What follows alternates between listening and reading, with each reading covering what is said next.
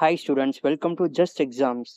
இந்த வீடியோ என்ன பார்க்க போறோம்னா, common half yearly exam 2023 12th standard maths question தான் பார்க்க போறோம். இம்பார்ட்டன்ட் கொஸ்டின்ஸ் அண்ட் எப்படி ஆன்சர் பண்ணலாம் அதை பற்றி தான் இந்த வீடியோவில் பார்க்க போகிறோம். இந்த வீடியோ பார்க்குறதுக்கு முன்னாடி நம்ம சேனலை பார்க்குறவங்க சப்ஸ்கிரைப் பண்ணிக்கோங்க அண்ட் அந்த பெல் ஐக்கானையும் சேர்த்து கிளிக் பண்ணிக்கோங்க. வாங்க வீடியோக்குள்ளே போகலாம்.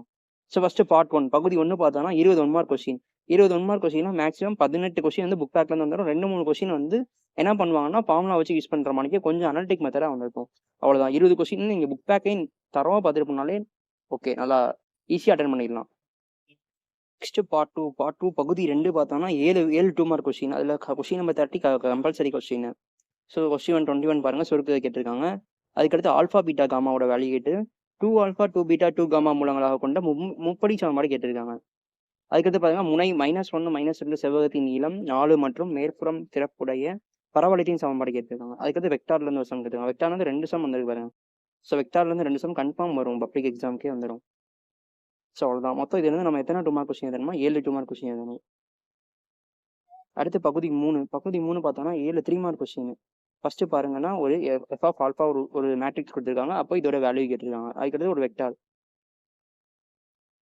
ஸோ அதுக்கப்புறம் நம்ம பார்த்தோம்னா தீர்க்க கேட்டிருக்காங்க. அப்புறம் பரவளைய தொலைத்தொடர்பு அலைவாங்கியின் குவியம் மற்றும் ஸோ இந்த பரவளையத்தின் ஒரு சம் கேட்டிருக்காங்க. அதுக்கடுத்து இந்த வெக்டார், அப்புறம் லிமிட் வச்சு சம்.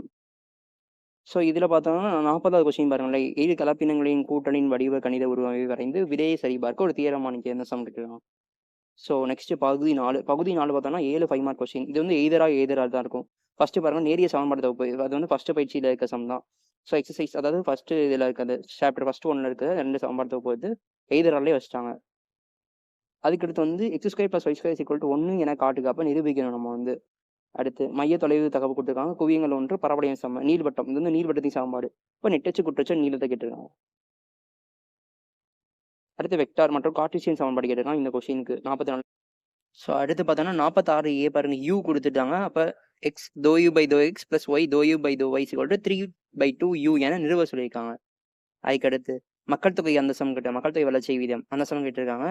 அல்லது y = cos x மற்றும் y = sin x என்ற வளைவரைகள் x = என்ற கோடுகள் ஆகிய இடையே உள்ள அரங்கத்தின் பரப்பை கேட்டிருக்காங்க. ஸோ மொத்தம் 7 5 மார்க் கொஸ்டினா எய்தரால கண்டிப்பாக நம்ம 7மே அட்டன் பண்ணுற மாதிரி தான் இருக்கும். ஒரு கொஸ்டின் இல்லைன்னா இன்னொரு கொஸ்டின் நம்ம தெரிஞ்ச கொஸ்டினாக தான் இருக்கும், ஈஸியாக தான் இருக்கும். ஸோ அவ்வளோதான் ஃப்ரெண்ட்ஸ். இந்த மாணிக்க 12th மேக்ஸுக்கு தேவையான இம்பார்ட்டன்ட் கொஸ்டின்ஸ் அண்ட் ஆன்சர் ப்ரெசன்டேஷனுக்கு, அதாவது பப்ளிக் எக்ஸாமோட எப்படி ஆன்சர் பண்ணலாம் கொஸ்டின்ஸ்க்கு, அதுக்குரிய டிப்ஸுக்கு நம்ம சேனலை மறக்காமல் சப்ஸ்கிரைப் பண்ணிக்கோங்க. உங்களுக்கு ஏதாவது டவுட் இருந்தால் அதை கமெண்ட் செக்ஷனில் கமெண்ட் பண்ணிக்கோங்க. Thank you students.